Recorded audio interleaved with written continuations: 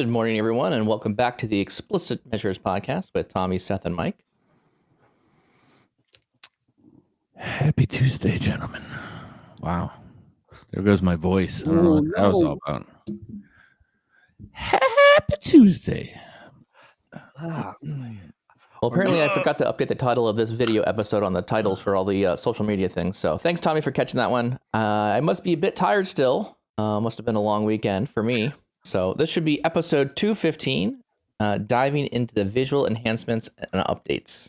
These are things that were released out in March is basically the title here. So yeah, I'm not I apologize for those listening live. We'll update the titles in post. We'll fix it. Yeah, again, for a lot of audio listeners, nothing to worry about. Nothing to worry about. Everything should be titled correctly because Tommy's on the ball. Excellent. You actually had one of the episodes, episode 123 too. Oh, I did. Yeah. Mm-hmm. That's my dyslexia kicking in every so often. It kind of flips the numbers around every so often. Which I'm not going to lie, that actually broke my report that pulls all the data because it had duplicate values for episode numbers. Oh, no. And since I have good models. Yeah, exactly. With very well defined one-to-many. Many. Yeah. Oh, my goodness. I don't care. So, your own error checking. Data quality. I mean, Tommy had a little bit of data ops going on there, so he's already familiar with how to produce good, clean data. There's a way we actually extract the description to say if it only pulls in, obviously, the YouTube for the podcast, but you would do a lot more on PowerBI.tips. So I always look at the description and the structure that you've done. So a few times it's changed it up a little. And I'm like, where's those numbers? And it's like, oh, that's because now instead of saying, follow the mailbag, it doesn't say that this time. So in the description, yeah. Listen, I've gotten pretty consistent recently. It doesn't change too much now. It just goes to show you. I mean, AI, it's going to do as good as it can. And I've gone down some AI holes, by the way, rabbit holes in terms of tools to take and all the software coming out. I know we've talked about it being a fad, but there's a lot of stuff out there. But there's also some really neat nuggets there outside of just ChatGPT. I saw a really funny meme or a little phrase that someone came out with over the weekend. And they said, I'm pretty sure my job is safe from AI because the customer still can't articulate exactly what they want on their requirements. So we have all this amazing AI. If only you could actually ask the right prompt, right? Yeah. We're not there yet. I'm not going to lie. I think we're losing out on the money because there's some tools out there. It's like an elaborate website and it's like, yeah, go make a business plan for you kind of thing. All right. And I like to test things out. And it's basically just, you can kind of see the back end. You enter a few questions and it's just doing a ChatGPT. It's like, only sign up for $20 a month. You're like, okay. No, thanks. Yeah. So speaking of some new features that have recently come out, there was a blog announcement pre-announcement from the micro. Has it been announced yet, or is it still pre? I believe it's now no longer pre anymore. They could update it to say it's actually a thing, I believe. I'm not sure exactly what the flavor there was taking, why we needed to pre-announce something. We kind of knew it was coming. It kind of would have just been nice to have it appear, but I believe the blog has now recently kind of confirmed that you can now open files inside SharePoint. And so yesterday I saw in the admin settings in my tenant, I saw some flags you could flip around viewing files inside SharePoint directly inside a Power BI report, or basically clicking on a Power BI report, say view or preview this file, and then it actually shows you the Power BI report inside your SharePoint location, which is very interesting to me. Did you guys have a chance to play with this at all? No, because you posted that you had done it, so I figured Mike is primed at the pump to start talking about the experience. I mean, it's interesting. Interesting in a good way or interesting in a bad way? I'm still a little bit, I'm not sure if I exactly understand what's going on. Well, the reason I say that is because when I clicked on the link, so first things first, you have to turn on the feature inside your Power BI admin settings. So that's the first thing you need to do is turn that feature on in the admin settings. There's actually two settings that you have to toggle on. And the one that toggles on for SharePoint, being able to view the Power BI files inside SharePoint, it apparently is a setting that's inside SharePoint maybe, that you can then toggle it with the Power BI admin portal, but it's actually adjusting something inside SharePoint admin settings. I'm not sure if that's exactly how I read the statement there. But regardless, it looks like what Microsoft has done is they've produced a new URL. So whenever you're looking at files for things that are inside SharePoint or OneDrive, the URL has changed. Instead of app.powerbi.com/ whatever the normal stuff is, it now says app.powerbi.com/OneDrive. So there's now another OneDrive area of that. And it looks like the models are loading into memory, the data model, like immediately, and then showing you what the report is. Now, one thing I couldn't quite figure out was, is it somehow acknowledging the fact that it knows what this report is and then potentially showing you an already rendered report that's inside PowerBI.com? Or is it just picking up that file and showing it you right there? Because I wasn't quite, it said some messaging. The report experience, like when you're opening a report to view it. Yeah. And when you open the report, so you could say, view this report, or when you click on the report inside SharePoint, it actually brings you to like a boiled down version of PowerBI.com. It's just like the report. It had the waffle in the upper left-hand corner, but the waffle wasn't working yet. And it had a couple buttons where you could modify a couple things or change the view, or you could go from high contrast to low contrast. Like there was a couple basic features of PowerBI.com that were available to you, but it wasn't fully featured. It's closer to the desktop experience in terms of, I think, what Microsoft's doing on the back end, because it's honestly has really no association with the service at all. The only way it would, but even then it's still not like that direct tie, is again, if you connect in Power BI service to a OneDrive file. But everything else is just rendering like it would in another Office application. And Mike, I gotta tell you, the experience feels a lot like PowerPoint on OneDrive, because I was testing that out too. I tell me I'm wrong. I didn't even draw that correlation. Feels like that a lot. Yeah, and there's not thrilled about the PowerPoint look and feel of things. That's just not my jam. But yeah, if you click on the files themselves, so if you click on them inside SharePoint, it takes you to this different OneDrive open exercise. And there's also some interesting, when you're looking at the reports after you've opened them, I believe, again, I have to do a little bit more digging on some of the features here, but there was also a link that said view in PowerBI.com. So somehow it's acknowledging to some degree that there's a link between this, that somehow it's acknowledging that this file potentially lives somewhere else. Maybe not, I don't know.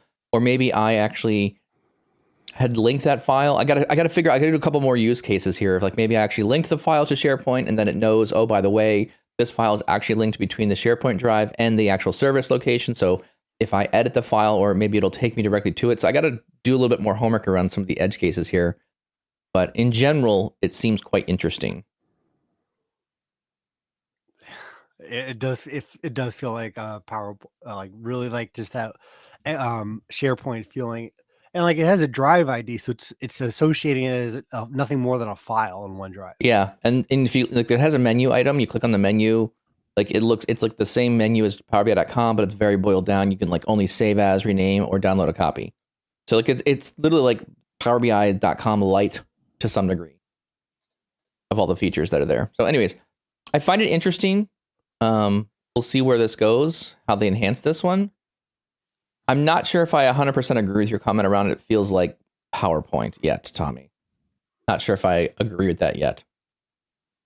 I'm with you, Tommy. I'm not saying I like that. I'm just saying it's closer to that experience. The first thing you go, oh, okay. It just feels more like Power BI in another window, or embedding Power BI and like Teams to me. I don't know. Announcing Power BI in another window by Microsoft. But think about this too, though, right? From now, it's interesting from a report consumption perspective, right? Because we have these light experiences in, like, if you're connecting to an Excel file or connecting to a PowerPoint slide, you can interact, right? Mm-hmm. But there are still certain limitations, aren't there, in that experience where you're connecting to the file as opposed to downloading in those programs, or are they exactly the same? You can't export data. That's interesting. You know what I'm saying? Like I've always done like easy stuff when I'm hitting, Yes. you know, a Hit the PowerPoint browser. in Yes. OneDrive, right? Yeah. And opening it in, you know, the browser experience. But then if I have to do heavy lifting or I want to Mhm. move a bunch of slides around, or like the experience is just better locally. Yes. I wonder, it kind of seems like that fits that same vein, you know? Except, Yes. So I would say, I feel like there is. So if my experiences around Excel and PowerPoint, those are the two main ones that I use between, like, you know, cloud versus on-prem versus the applications. Mhm. I know Excel, a lot of the Excel features initially when they kind of released Excel for the web, there was minimal features there, and they kept kind of adding things, and then it got kind of mature, and then there were still things like you couldn't make a pivot table, you couldn't add a text box. But I think now they've almost reached full feature parity between what is Almost, happening in Excel to 100%. I mean, there's maybe a couple features that you just can't do. Maybe there's not the developer ribbon or tab inside the browser. Okay, fine. Like, those are things I would not expect to be doing inside a browser. PowerPoint, I think the only feature that I have found, there may be others as well. The only feature I have found is you can't make links between a text link into the document, right? So I can't make a link and then link it to page 3 or 4 within PowerPoint. So to your point, like what your question was, is it basically parity? Yes. It probably has like 90% of the main features between what's in the service, and they're continually closing the gap between what's in PowerBI, Excel.com or PowerPoint.com versus what's inside the desktop application. So it seems like, yes, they're getting there, but it's not 100% everywhere I look. You know, it's really interesting. I don't want to say the lack of parity, but what the implications are here. You have modeling in the web now, which was no longer associated with desktop.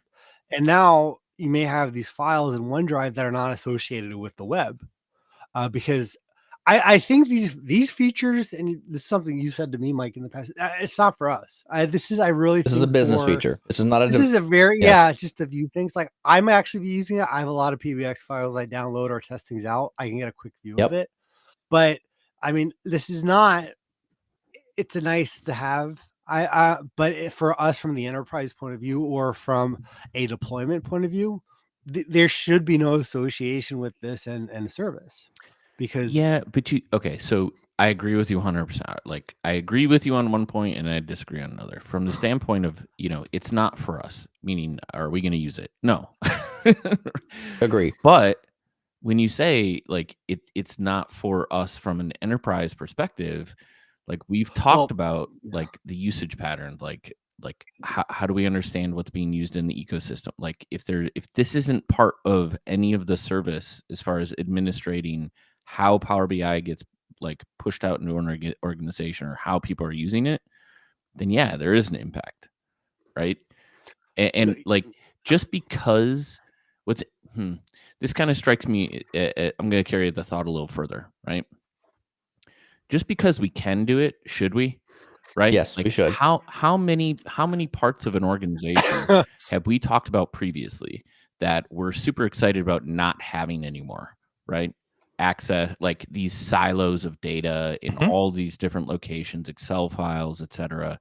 And isn't this now breaking up the reporting viewer experience? Like, hey, how if I literally don't have any visibility, and they haven't talked about any, right?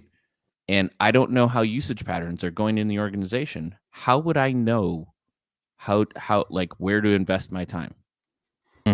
Like, to me, this breaks up the reporting story. And just because you can do it, it's not PowerPoint. PowerPoint is these individualized presentations that happen throughout an organization at thousands all the time. Reports aren't like that. There should be a centralized location where you can manage this stuff and understand how people are consuming the most valuable parts of your organizational data. This is like, as I'm thinking about this tag, this is irritating me. Like, you know, like if there's a couple other things here. Anybody can create a bunch of reports and then just share however they want to. Like, okay, great. Now we have no context of where that data is coming from or going. Like, it definitely kind of makes blows an up enterprise that whole story. Yes. Yeah. And I think so I think what's going to happen here is there's a potential for, particularly around reports that are coming from either a central team, or this may be a feature that you just may want to turn off in your tenant, right? So this may be if you're at a size of an organization where you need to control that story, or that messaging around your data, this might be a feature you just pass on. Not worth your time. Because that's the opt-in. Are they both opt-in? I thought they were both. One was already on, and One's on by default, which is the using OneDrive and SharePoint for the file storage itself. Correct. So I think in is this visual experience. Yes. Right? And I'm talking purely about what I'm seeing in, so I already have a whole bunch of Power BI files that are already living inside SharePoint somewhere. So, I'm just kind of purely talking about once the file gets there, what happens and how you click on that file and what happens when you get into that file and play around with the file itself.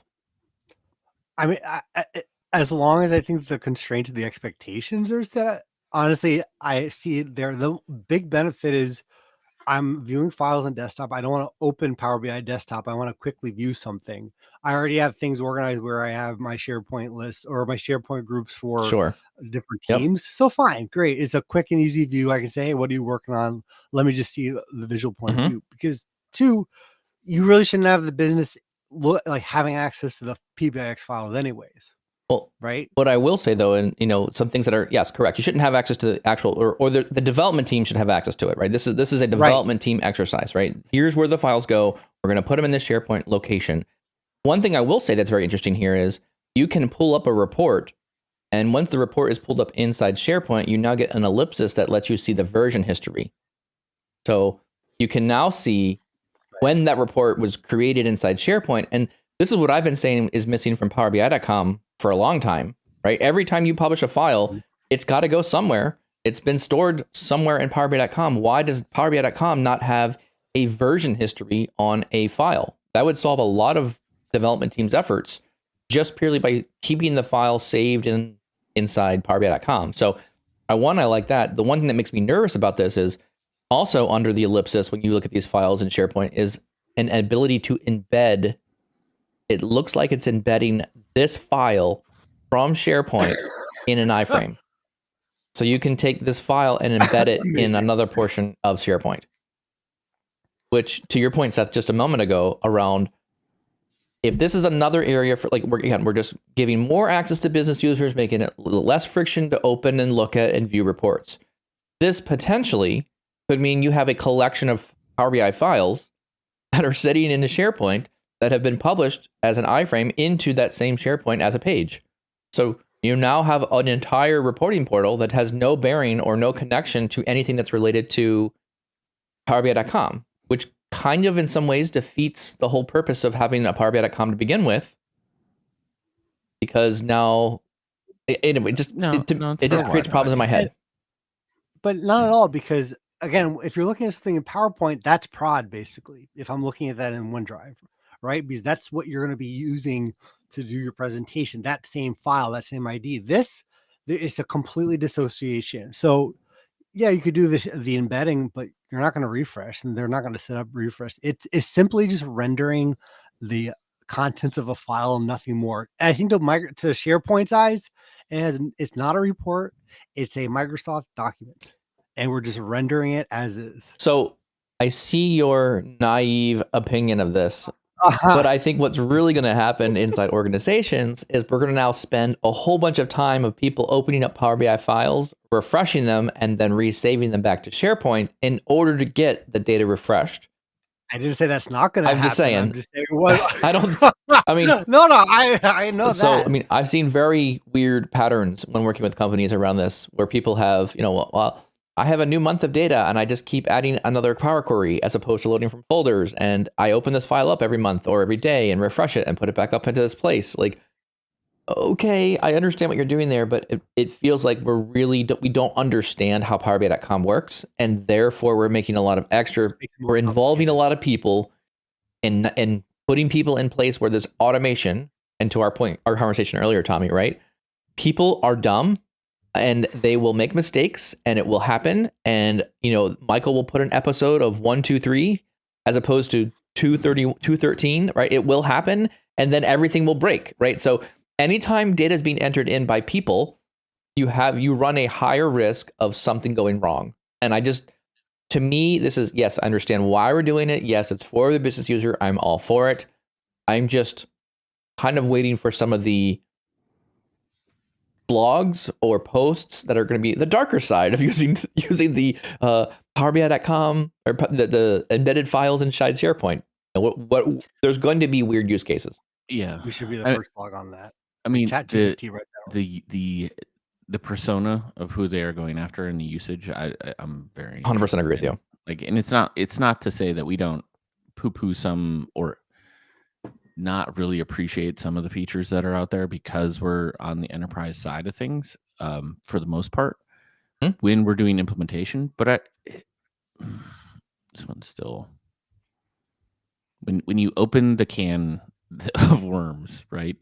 So the one that bugs me is exactly what we're talking about. How many users understand licensing in Power BI? Oh, almost none. How many users, brand new business users, know that you publish to the service? Right? Maybe it's trying to solve that problem. However, I think it's just creating a larger one because you're providing a feature at a low level, low barrier of entry, and then that's how they think it's supposed to work. They never go back. Like there's no next step if you get it to work in most business users' minds, especially when it's related to like new technologies or new reporting or whatever. You just gave that low barrier of threshold of like, oh, I can share this. This is how it's supposed to work. Yep. You have no idea that you can share with an entire ecosystem. You have no idea what the service provides as far as automated refresh, etc. And it's just, there's so many scenarios I have in my head of what's going to happen, and then just what an executive's going to think and not care. I would hate to be the business analyst. Like, well, no. You're looking at the file, but you want to go to the report, and they're all they're going to think is, well, why can't I view it in OneDrive? Someone give me access. Where's your data set? I don't know where that. Yeah, and you go and having to talk to your leadership about that. Like that's a losing argument right away. Oh, I don't envy you. Anyway, you are, so it'll be interesting. So, anyways, TBD. There's going to be some interesting features there. We're going to have to figure out what this means and where does this fit inside the broader ecosystem of like management and governance, and what does all that look like now. So, I think this has now added more surface area to what we need to understand and know. And to be clear though, all of this featuring of being able to open files inside SharePoint has to be done under some sort of license agreement around Pro, Premium per user, or P1 SKUs. Maybe I don't know. It's only the Pro or Premium. I think it has to be user associated licensing. Licensing still applies. Yeah, licensing still applies, which I was kind of nervous about initially. Was like, okay, what's going to happen here? So that makes total sense. Maybe this is the ultimate play for Purview. Yeah, if you guys didn't see value now, your entire ecosystem of reporting is just changed. That's the mafia. That's a beautiful file report you have. Beautiful file. That's a beautiful file. So we'll see where this one comes from. Yeah. So, anyways, very interesting, neat feature. It's out now. It's actually working. So you can go turn it on your tenant, I believe. And I don't know if you guys also noticed, did your Power BI icons change as well? Or am I keep getting preview features that my icons keep changing on my data sets? So if you go into a workspace, I'm also noticing about a month ago, the icons all changed to these non-colored icons, and I see it again, and it's so confusing. So now I'm getting like features that turn on, turn off, turn on, turn off. Maybe it's from the preview. Well, you can't just there's an admin setting to like basically where Microsoft's A/B testing. One thing we haven't said is, I mean, the Microsoft blog is the major update. I think I said this. Oh yeah, that's true. I'm calling it today. We're not going to have a yellow logo by the end of the year because now they have the green that they started using in desktop is straight up green. They're going all in on green, and that's everything on the blog now. When you go to Power BI, I thought I was on the wrong page. I saw somebody had done a icons in history of the Power BI logo. Have you seen this on like LinkedIn? No. And it was like the 3 or 4 versions of things. Are we about to hit another icon? Right? Who knows at this point? I mean, marketing the pattern is like every 3 years, every 2 years. Yeah, switch it. It's a lot. It's a lot less than that, I think. Really? I'm not gonna lie. Yeah, I think it's like a year and a half to 2. I love the icon so much that I basically created a .ico like an icon, and anytime I basically make that the property on my taskbar is the old file. Ooh, I just had a shirt Yeah. idea. Well, I have a shirt that is, or we have a shirt on the store that's crawl, walk, run.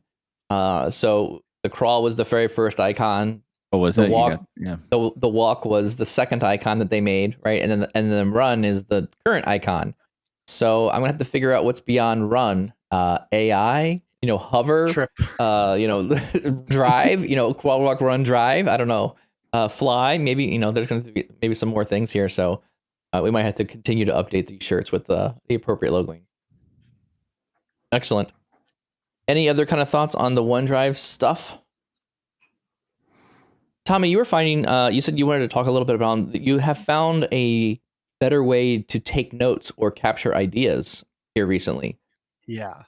I think we can maybe put that in our parking lot since for the sake of time, but I've been diving into. Are we parking on it, or are we going to talk about it? Because it sounds like you're going to talk about it. I'm not going to just dismiss what you said.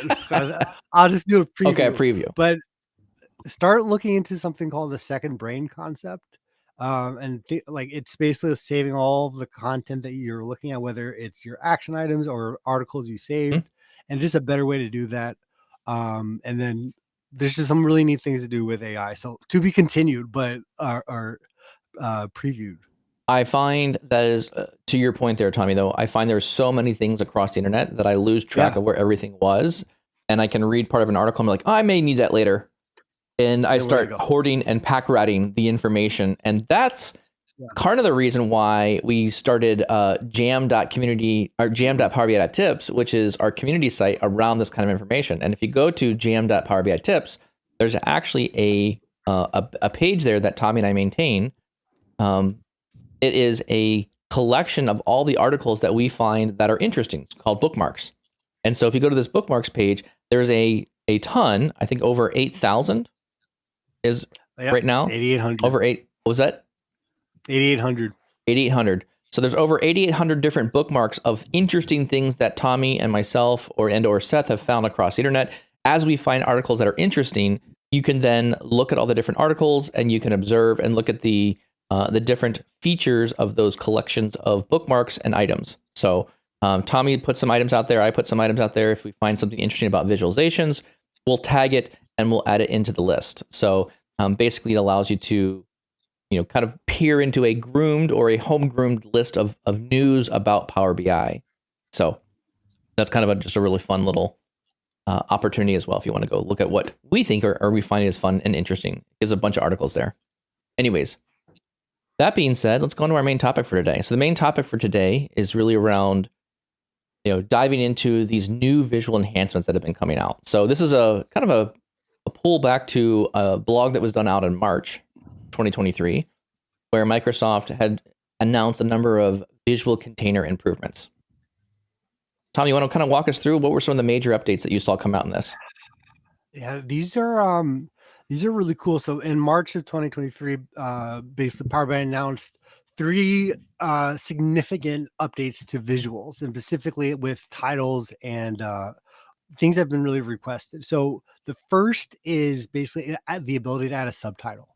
And for the longest time, if you've wanted to say, total sales by this with an explanation, that all had to go within the title layer, which either had the word wrap or just wasn't the best experience.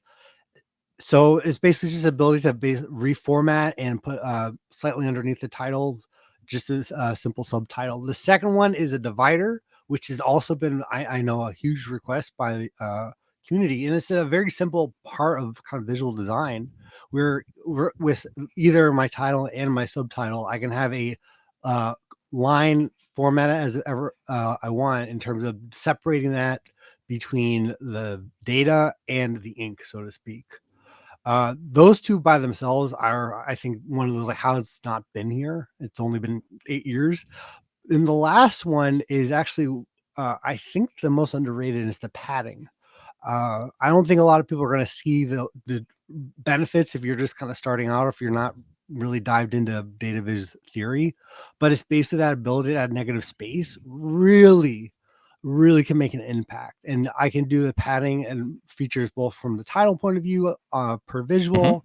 And that is kind of the three main things that they've just, like you said, they look like minor feature updates, but I think they have much wider implications. I agree. And I think already, I mean, I really love the community of Power BI people, right? Because already I'm seeing videos come out that are very interesting and adding very creative ways of highlighting data or content. The one I'm thinking of right now is the gentleman, How to Power BI YouTube channel. And he goes, supercharging your visuals with Power BI, adding KPIs to a title, right? So, a performance indicator. I thought that was a really creative way of using it. I thought, wow, there's a little up arrow. The text can turn red or green depending on what's happening in the chart. You can, so you're able to provide some additional highlighting at the subtitle level to give some enhancement to drawing people's attention or ideas or eye to something very specific inside the report. So I thought that was really interesting and a very creative way of using the subtitles. You muted yourself, Tommy. That exact example is what I've been thinking about too. I had to download that and just kind of dive into all the things that's going on. That's amazing. I thought it was a really well done, and it looks really good too. And this is the kind of stuff I think that people were complaining about from Microsoft. Really, is we need more fine-grained control of what's occurring in the visuals, and so having a more modern look around what the visuals are, a better title, a better subtitle. Having that divider line in there, it really cleans up the visual in entirely a lot better. And I think it really enhances the look and feel of it. I think, and I agree, like what I like about this is it seems like some incremental value where that Miguel Myers talks about recently. So Miguel obviously doing a whole visualization refresh right on Power BI to help us out. But one of those core things he talks about is, can we create a look and feel of this title subtitle line in our reports today? Yeah. It takes 3 different objects, right? Like text boxes and all this stuff that we're used to having to componentize and build ourselves.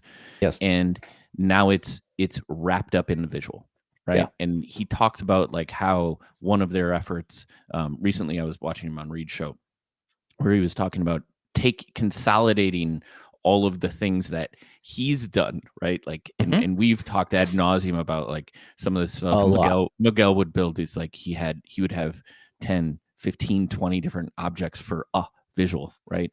And now they're working on creating that as part of the visual so that it's easy to just enhance how things look on a page, right?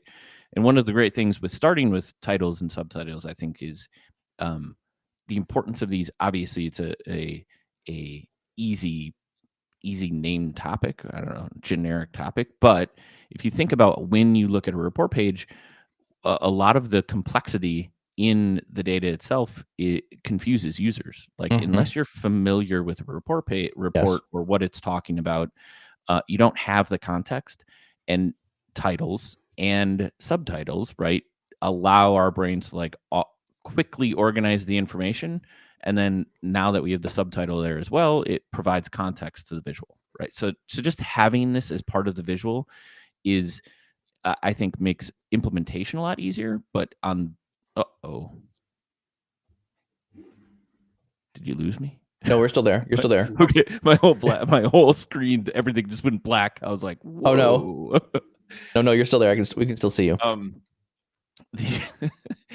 That it just provides more context, and the composition of that visual remains consistent, right, across the board. Because if I was going to do this previously on everything, it would be, now you have 3 different objects on top of all the visuals that you'd have to align and make sure are all the right size and spacing. And then kind of final thought in here is it's also now providing me the ability to set properties on my themes, right? Yes. For all of these objects. So I have constant consistency across all the visualizations. I would totally agree with that one. Yeah, Mike, you've been seeing my feature request on the theme up there. It's been incredible, but I think what you're talking about, Seth, is kind of there's two main areas here of conversation. There is the true feature set of where Microsoft's going when it comes to the rich design and kind of getting more aligned with the modern updates and visuals. But there's also two, as of now, and at least what they're working on, these three concepts: the padding, the title divider, is also where should a business analyst go now, and how that really plays into story like data visualization theory of the negative space, of the separation, and now actually having this available. I think there's a larger impact. It doesn't seem like, oh, this is going to change all my reports, but they're going into some of the core concepts of data visual design when it comes to negative space and the separation. That one of the questions I have for you guys is, should the padding and these concepts be, how much should they be used or in a sense implemented now? So I would say, if I was actually just playing around with the padding right now. So that has been one of the main challenges that I saw previously in the, let's call it the visual container, right? So the square that defines where the visual sits on the report page, right? That container square previously, before they kind of did these updates, always had like a little bit of a couple pixels. There's always like 3 or 4 pixels there. And if you ever wanted to push the text or the lines or something right to the edge, you always had a challenge being able to like really push the visual piece to the very edge of that visual container. Again, it just must have been something that they implemented earlier. They thought everyone would want a little buffer or a little padding there. But I think in order to give people more creative space to be able to build what they want, there are people that are going to be just picky about that extra couple pixels. And Seth is one of those people, right? If the visual's off by like, a nudge, a pixel, like your eye will pick it up and you're like, hey, that seems off. So, am I going to be changing these settings between reports? Maybe. Am I going to be changing the padding of an individual visual between pages? Probably not. Right. So this is where I kind of lean in more to the set a standard or give a designer a desktop file and say, here's a desktop file. Go style these visuals the way that we should have them for our company. And again, 90% of this stuff is you're going to set it and forget it. And it's just going to be the standard on everything you use in your organization or your team or for just you. So I do think it will be, with all these additional controls, you have the ability to have very different looking reports across teams or central things, which is okay. Yeah. However, I would say if you think about, is your content being certified or is it just promoted or is it not anything at all? It has no tagging, right? So if you're thinking about certified content, I would say at that upper level of content, yeah, for sure. You should be thinking about standards and how things should look. Someone should spend a little bit of time in saying, okay, I'm going to figure out the styling of our standard type visuals. Again, if you need to customize it, fine, so be it, go do it. But someone should spend some time at the very beginning of a project figuring out what that would look like. And then from there, I think once you have that set, anything that goes through this certified level, that's part of your, Kurt Bueller's checklist is, did you apply the theme file, right? Has it been styled? Does it follow our visual guidelines? And there should be a little bit of, friction. Does this thing have accessibility built into it? Have we done some kind of checking on top of it? Have we taken a screenshot and run it through a checker? And are the contrast ratios correct across the report or what we're building? I think those are elements that we'd want to have as part of our certified report checklist. And again, if it's not certified, I'm kind of a bit more lenient around whether or not you set these or not.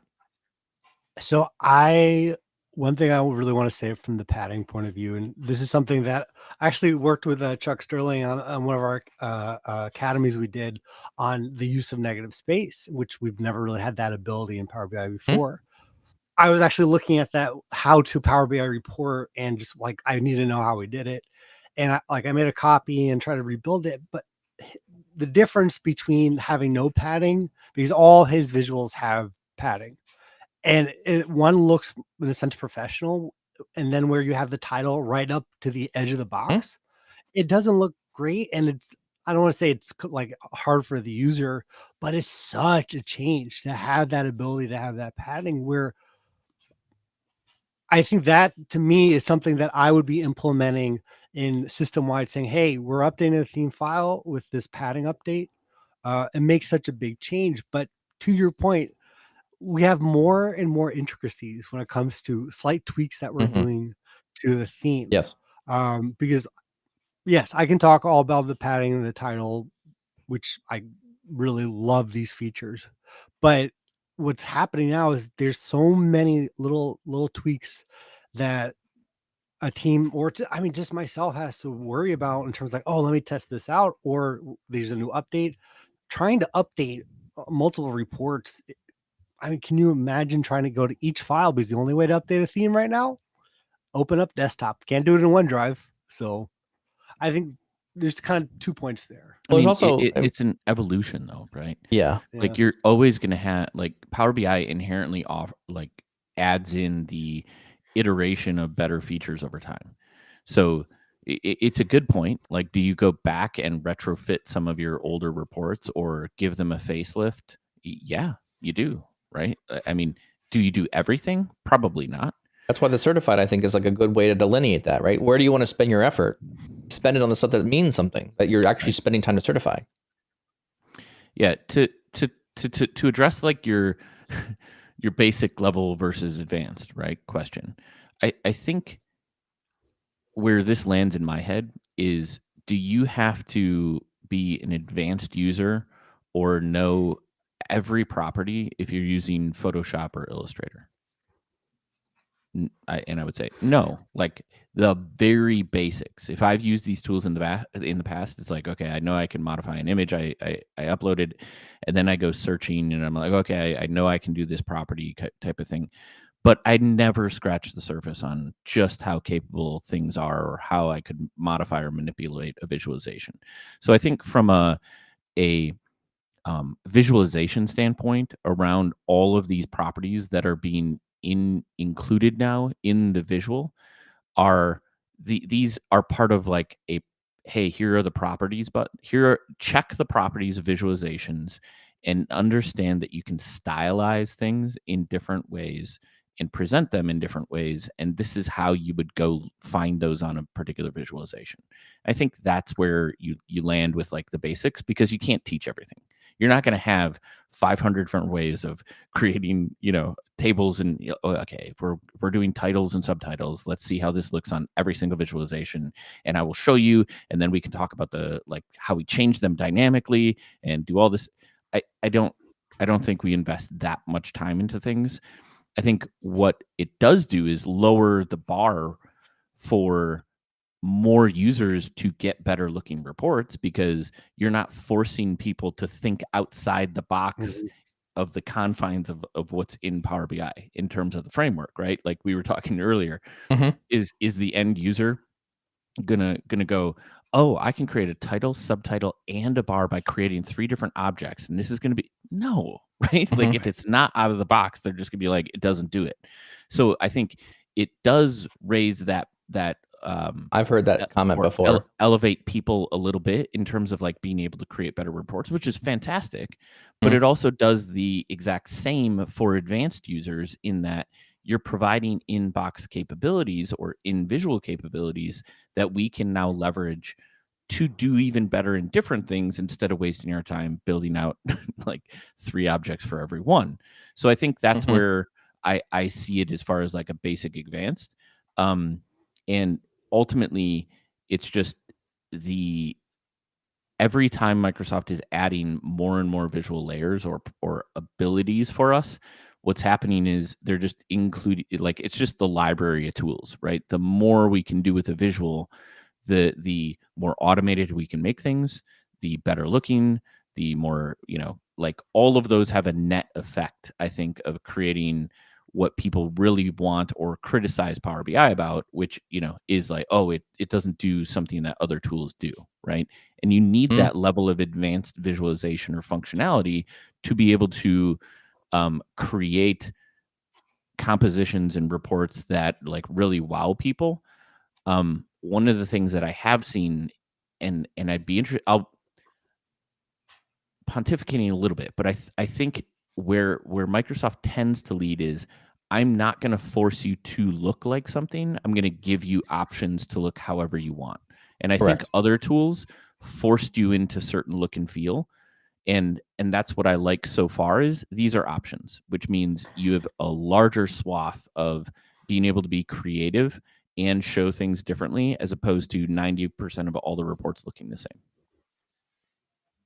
I think so. I'm going to take your point there, Seth, and I think I'm going to maybe add a little bit of flavor from where I'm seeing some things going, or my perspective on this, right? So if you think about all the other tools that are out there, and I'm thinking again, my experience is really around like Charticulator and Deneb, comparing that to what the standard visuals are inside Power BI. And there are other tools like Tableau and other open source projects that are around visualizations.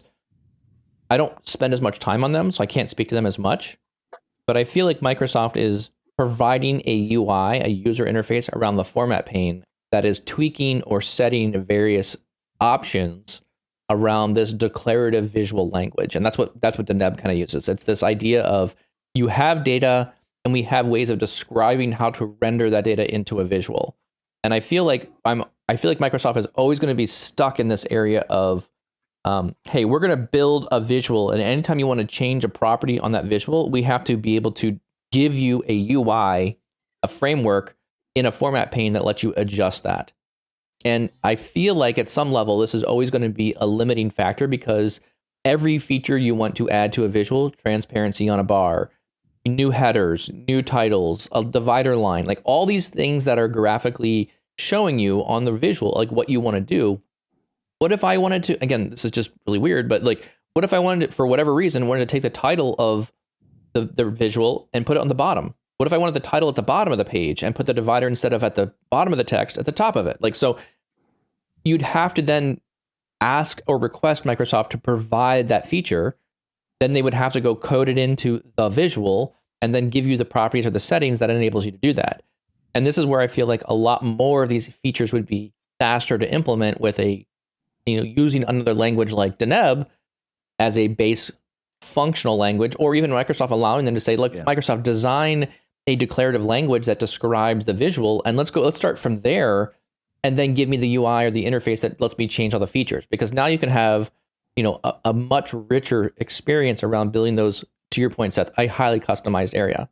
Now, I say this knowing that is probably a very small audience of people, because I would argue that probably 90% of anyone working in Power BI just uses the defaults.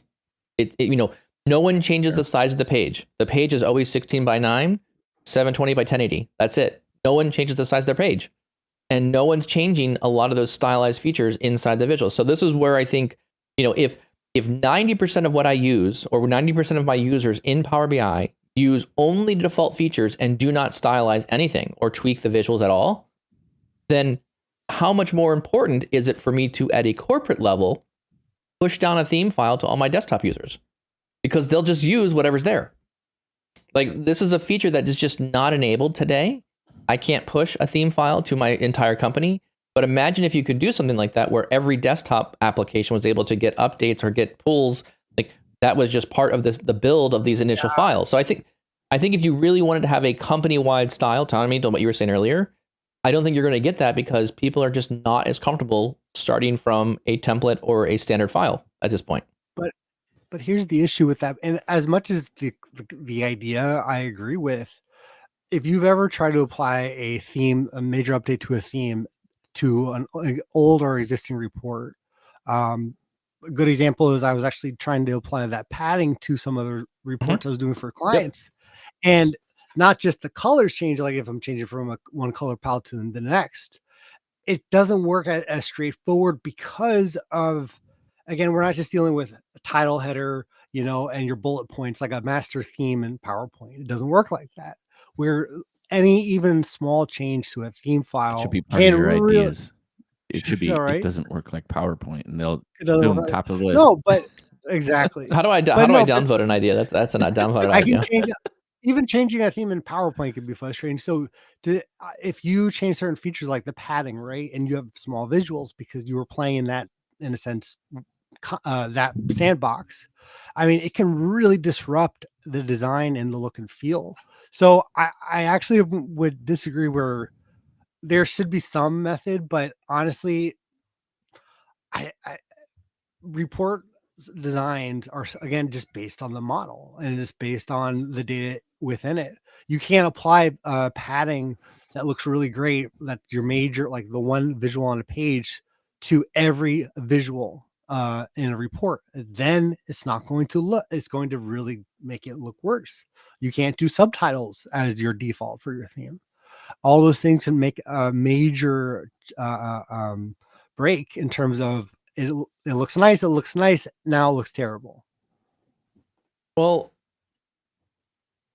so I mean, on one hand, right? If you have visuals that are so small that padding is affecting that visual, I mean, this is a chicken and egg kind of thing, right? If you have a themed file, so I'm thinking about the idea of like, theming files make more sense before you build anything in the report, right? That is where I think you get the most value from that, because retroactively going back to old reports and trying to apply themes to them, to your point, makes a major problem. Things don't look the right way. Things get out of whack. The colors are all off. It's not color accessible anymore. You lose a lot of that, because that initial design work. And every single visual has potential options that have been stylized already for that particular visual. And those are overriding the theme file. So even if you've applied the theme file, nothing may change because you've already modified all the visuals on the page to have those properties. And in order to undo that, there is no one button to reset all visuals in a report to default. There just isn't. So in order to do that, you have to go through each visual and say, click the visual. You have to go to the ellipsis on the format pane and then click reset all settings to default. And you have to do that for every single object on the page. It just becomes a pain. So there is no easy undo button to go back to a default look and feel of a report. And that's so, if we're talking about, what is a good time saver for people building reports? Yeah, that's why we say start with a theme file. Start building what you think you want the visuals to look like first. And then once you've got the style down, then you go into the report and then you start adding, you add the theme file and then you build the visuals and the other elements there, because and then we bring Kim Manis back and we say, no, give us our shortcuts back. And this needs to be a shortcut. If you're going to keep it on the page, give me a Control A, Control whatever to reset my defaults, and that I'll accept that. Right. Yeah. I really feel like that the quick access toolbar is something that missed. Like it's gone and we can't use it. And there's so many little tiny features that I would like to do or reuse over and over again. So like that would be one of them. Like let me pin that thing to a shortcut menu where I could just control. That's your point. That'd be great. Control A, Alt 1, Alt 2, right? It just resets everything back to default and then you're good to go. So you can kind of start styling again. So there's a bunch of accessibility items that I think that are still missing in desktop at this point, and they need some additional work there to kind of, they've pulled out some features that I liked, but maybe I'm weird because I'm a developer, right? That's probably why. Maybe you can make a play to bring those shortcuts back. I've been trying. There's an idea on ideas.PowerBI.com. Like if Miguel in visualization, I mean, a lot of those shortcuts were visualization related. They were. Alignment, you had a whole cadence. It was like I had a whole Control A, but like boom, like everything done. on the page. Visuals are aligned. Boom, done. Right. That would be very, very helpful. So I want to kind of push into, at least specifically with the title, subtitle. I don't know how much you guys been playing around with those features with the divider, but I'm kind of not struggling, but I am going through this conversation with myself back and forth of how much is too much when it comes to should this be designed on all of your major, larger visuals, like in a sense, the highlights to have the title and divider? Where in a sense, have you seen any good practice or a secret sauce, so to speak, when it comes to, hey, we're only applying it when the visual is this big, or for these certain types of visuals? I would say there are certain visuals that are much harder to stylize than other ones. For example, tables is probably one of the more difficult visuals to stylize because there's so many settings and features, and sometimes you change a setting and you don't know what it did, or it's just the whole table experience in my mind is just very difficult to stylize it and get it correct. I think that's also one of the reasons why Microsoft added the styles feature to tables. So you can say condensed, colored rows, alternating rows. Now, granted, I don't really love their defaults, and I really don't know any way of modifying those defaults to something else. But they do have a list of default properties for that particular table, and I wish there was abilities to have that on every visual. Right? Every visual should have, again, if we're talking about like theme files, every visual should have the ability to have a styles with it. Every visual should have the ability to let the theme file decide, here's option 1, here's option 2, here's option 3 for bar charts. And someone should spend some time figuring what that is. And then once you have that, then it makes this whole space, I think, a lot easier. Now, I would be 100%. So one of the comments I made was, oh, it's great that Power BI we have a lot of options. What I would love is, as part of the new visualization layout that Miguel does, that he sets the default. Right? Yeah. The actual default of what Power BI report should, or visualization. Oh yeah, I trust Miguel 100%. I'd be happy with his defaults over whatever is out there right now. 100%.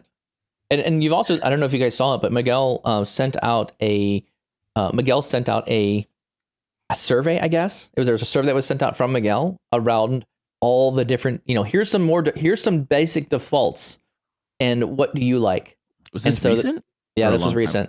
He sent it out on, I think it's somewhere, he sent it on the blog or something like that. But the idea is he was trying to solicit for ideas around how should we do this? Is this going to be like, he asked questions like, do you like a white background, or do you like an off-white background?